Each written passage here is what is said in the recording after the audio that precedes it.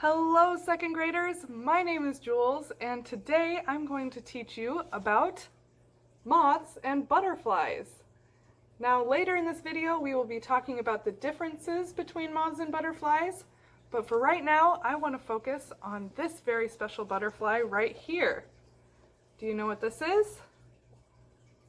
It's a monarch, you're right. Now, as all of you know, you guys have monarch caterpillars inside of your classrooms right now, and this is what they look like after they metamorphosize. So we'll be talking about their life cycle today, and since I'm in the reading corner, I will be reading you this wonderful book that is all about their life cycle.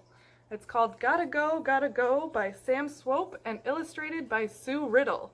So without further ado, let's get to reading. And when it was time, out of the egg came a teeny tiny creepy crawly bug. She was all alone. The creepy crawly bug held up her head, looked out at the beautiful meadow, and said, "I don't know much, but I know what I know. I gotta go. I gotta go. Gotta go to Mexico." And she creepy crawled away just as fast as she could go. She ate and she crawled and she ate. She ate so much she crawled right out of her skin. I gotta go. I gotta go to Mexico. Along the way, she met a grasshopper who said, "Where are you going, creepy crawly bug?" "Mexico, Mexico, I gotta go to Mexico." "Mexico?" said the grasshopper. "What on earth is Mexico?" "I have no idea," said the creepy crawly bug. "But if Mexico is where I'm going, and it is, then Mexico will be wherever I get." And she creepy crawled away just as fast as she could go. After she had creepy crawled a very long time, the creepy crawly bug was still in the beautiful meadow, and Mexico was nowhere in sight. "Oh my, she sighed. "Knowing what you know is sometimes very hard." She was so tired she couldn't creepy crawl another inch. So she made herself a bed, tucked herself in tight, and said, "After a nice long rest, I'm sure I'll feel like a brand new creepy crawly bug." For days she slept, and days, hidden away from the world. Her sleep was long and hard and very strange. When it was time, she woke. She woke and found that she was indeed a brand new creepy crawly bug. She was a brand new creepy crawly bug with wings. They were orange and black and splendid. She lifted her head, looked out at the beautiful meadow, and said, "I gotta go! I gotta go! Gotta go to Mexico!" And off she flew just as fast as she could go. Along the way, she met a bird who said, "Where are you going, creepy crawly bug with wings?" "Mexico, Mexico! I gotta go to Mexico!" "Mexico is thousands of miles away from here. A teeny tiny bug like you will never make it." But the creepy crawly bug said, "I am what I am, and I know what I know. And if I make it or not, I gotta go! I gotta go to Mexico!" And off she flew just as fast as she could go. She flew over farms and highways, cities and towns, forests and rivers. For days she flew, and days, all on her own, and only knowing what she knew. But she still flew, and she still cried, "Mexico, Mexico! I gotta go to Mexico!" Her journey was long and hard and full of dangers. At last she came to a valley. Far below she saw millions of bugs just like her. They covered the trees, changing the green to orange. She drifted down and joined them. All but one was fast asleep. "Hello," she said. "Hello," he said. "Welcome to Mexico." "I'm so glad to be here," she said, and then she fell asleep. Winter came. The creepy crawly bugs slept and slept. In spring, the sun woke them. "Good morning." "Good morning." "Will you dance with me?" "Why, yes, thank you. I'd love to." 2 by 2, the creepy crawly bugs flew into the sky and danced, changing the blue to orange. When the dance was done, the creepy crawly bug turned her head, looked towards home, and said, I gotta go. I gotta go. Goodbye. Goodbye. Again she flew. She flew over rivers and forests, towns and cities, highways and farms. For days she flew, and days, all on her own, and only knowing what she knew. At last she came to a meadow. She fluttered for a while, looking for the one leaf that would do, and landing lightly, laid the first of many eggs. It was the reason for everything.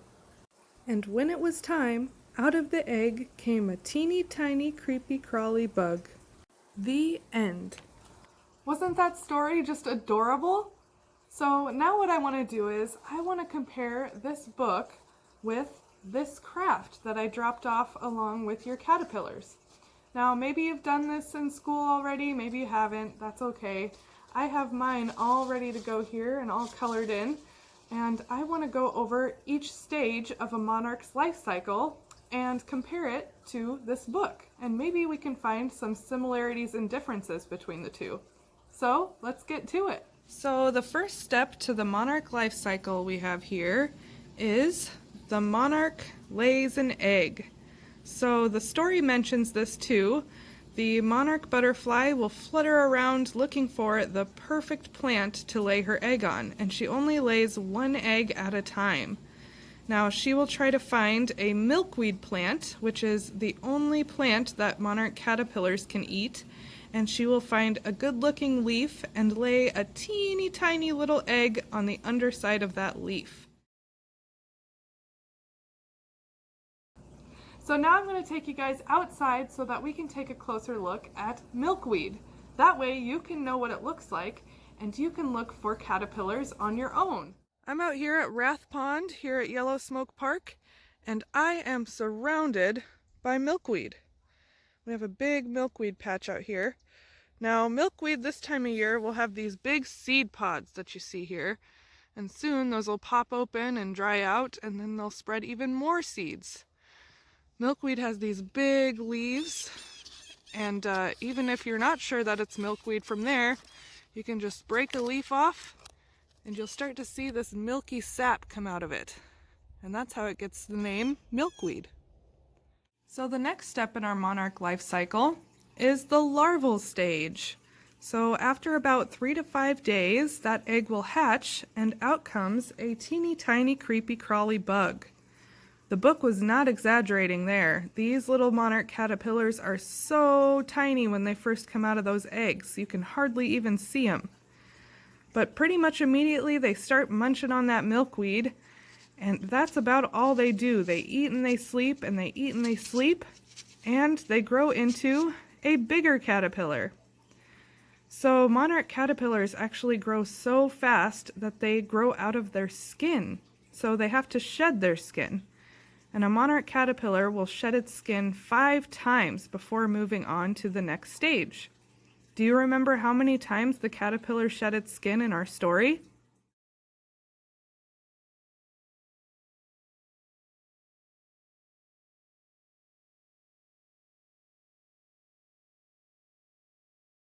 So the next step to our monarch life cycle is once the caterpillar gets big enough, it'll find a nice sturdy branch to attach to and prepare for the pupal stage, which is where it turns into a chrysalis. This is where the real magic happens. This is where they will transform into a butterfly, which takes about 8 to 12 days.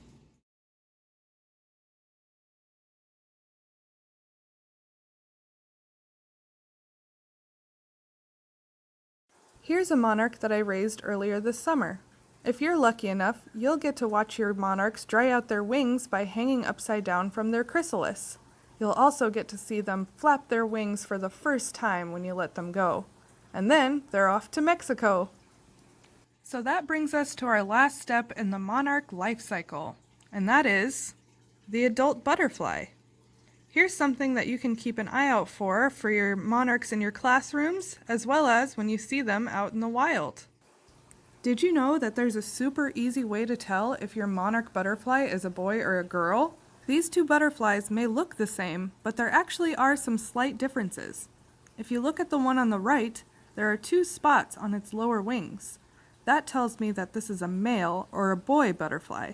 The only way to see those spots are when the butterfly has its wings open, just like this. I can tell that the butterfly on the left is a female or a girl butterfly because she does not have those spots. She also has slightly thicker veins or lines going through her wings. Okay, now that we know how to tell the difference between a male and a female butterfly, I have one last challenge for you. This is a picture from the story we read earlier from when the butterflies were dancing with each other. Can you tell which one's the boy and which one's the girl?